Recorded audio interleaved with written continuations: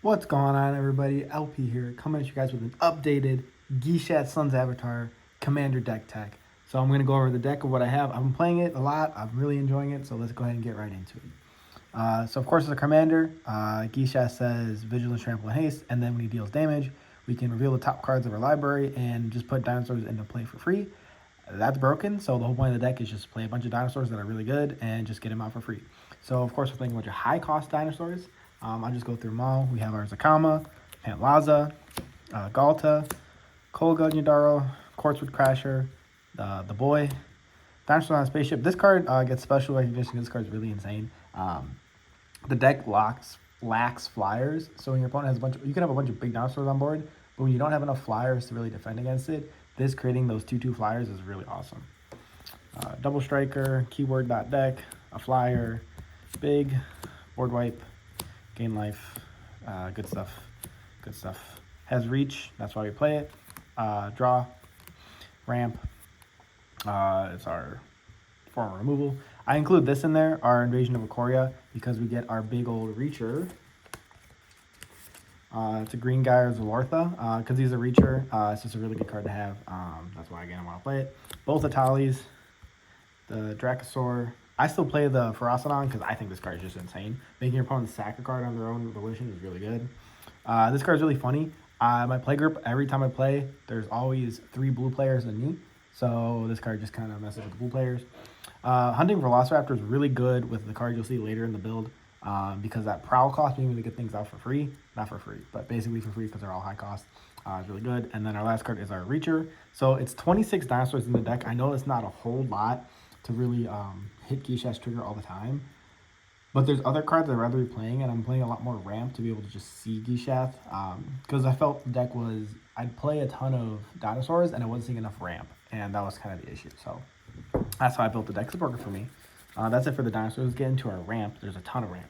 Creature ramp, we have our Kinjali's Collar, Halfling, Bird, and Ixalis.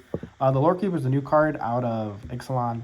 It's a good ramper because it's a 1-drop that ramps any color for dinosaurs only, which is really good. Halfling's really good for preventing countering because, again, I play against a bunch of bull players. Birds is a flyer. That's why I really like it in this deck. For our spell ramp, Rampant, Farseek, Visits, Lore, Koblamas, Cultivate, and Sky Shroud.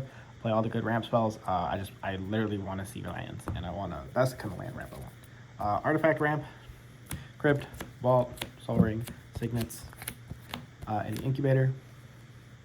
Obviously, it's a tribal deck, so Incubator comes in. All the Signets are good. I get people like, oh, if you play green, you don't need to play the Signets.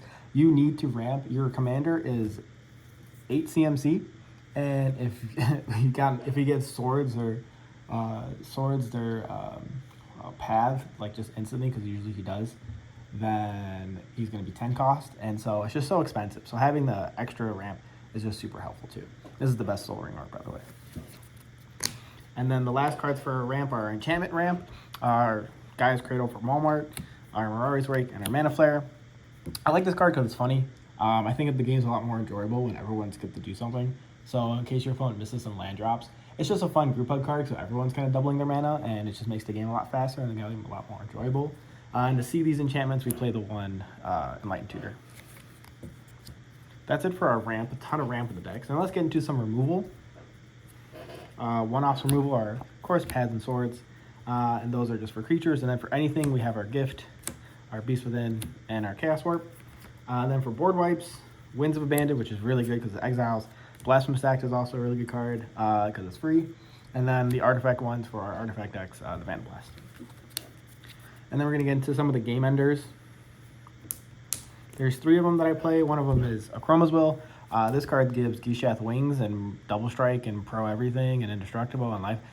Game ender. Finale Devastation. Search your deck for a really good card, and then typically it's going to be the Atali Toxic, and then you just get in there. And the last one is our Seize the Day. This is the weakest of them, but it's still really good because you're allowed 2 extra combat phases if you use it fully. Be careful though, because a lot of the dinosaurs in your deck do have Vigilance, so you can't untap the Vigilant dinosaur, so you have to swing with something else as well. But that just means you're swinging it for more damage, so cards are really good. And then there's 2 random slots that I had in the deck that I just wanted to see. One is the Worldly Tutor. I enjoy this card a lot because if you swing with Gishath, on the trigger, you can plop down the Worldly Tutor, and then you can just stack something, and then Gishath gets it for free. I think that card's really good. And then Tibalt Trickery. Now this card, objectively, is bad. Yes, it should be a deflecting swat. But this card says counter target spell. So it can be used both offensively and defensively, where deflecting swat is only defensively. Also, it's a chaos card. So making your opponent, flip cards and play something for free. Again, really funny. And so I enjoy having fun with, because Commander's a fun format. So I enjoy having fun with the game, being able to have my opponent get something just because I counter their stuff. But having a counter spell in non-blue is always tons of fun. And then we get into the lands. It is a ton of lands because, again, I want to see all my land drops. Or gold lands. These just count for anything. Nothing really of note here. This is our Cavern of Souls. This is the Lord of the Rings one. Everything just taps for all our Naya cards because we're playing 3 colors. We want to be able to fix our mana ASAP. And just being able to do that the fastest is why I play all these good ones. For the silver ones, +1 is really nice. It's fetch, and being able to make something unblockable is really good. This is the only utility land I play, quote unquote. I was thinking of playing other utility lands, but then one of them was Kessig Wolf Run. But I had enough other game enders. I didn't need a land game ender. I'd rather just have lands that tap for mana because that's what I need to do. So then we have fetch, shock, check, fetch, shock, check, tango, fetch, shock, tech, tango. Yeah, pretty self-explanatory. And then the rest of the lands are our basics. 4 of each. 4, 4, 4. Unstable is the best basic land art, and you can't tell me different. That's it for the deck profile. Thanks so much for watching. See you guys in the next one.